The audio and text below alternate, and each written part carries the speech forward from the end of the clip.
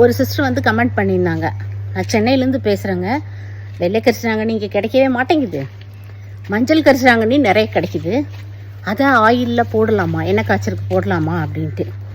சென்னையில் மஞ்சள் கரிசலாங்கண்ணி நிறையா கிடைக்குதுன்னா என்னால் நம்பவே முடியல. சரிங்களா?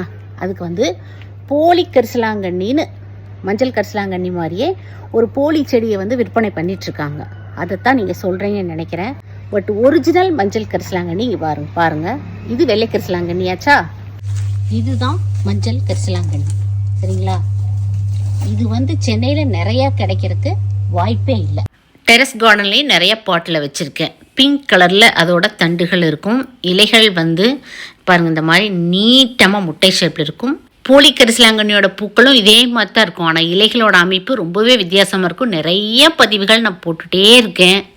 இதுதான் உண்மையான மஞ்சள் கரிசலாங்கண்ணி. நீங்கள் சொல்கிற அந்த போலி கரிசலாங்கண்ணி பெரிய இலைகளோட பூக்களோட சும்மா காடு மாதிரி எல்லா பக்கமும் பார்க்கிங் ஏரியாவில், ஹோட்டல்ஸில், ரெஸ்டாரண்ட்டில் எல்லாம் படர்ந்துருக்கும். அதை வந்து போலி கரிசலாங்கண்ணி அது. சரிங்களா? அதை தான் பறித்து ஒரிஜினல் மஞ்சள் கரிசலாங்கண்ணின்னு விற்றுட்ருக்காங்க. அது குழந்தைகளுக்கு சாப்பிட்றதுக்கு வேறு நிறைய பேர் கொடுக்குறாங்க. கன்னியாகுமரியில் ஒரு சிஸ்டர் பயந்துட்டு எனக்கு மெசேஜ் பண்ணாங்க, அது பிரச்சனையாகுமான்ட்டு.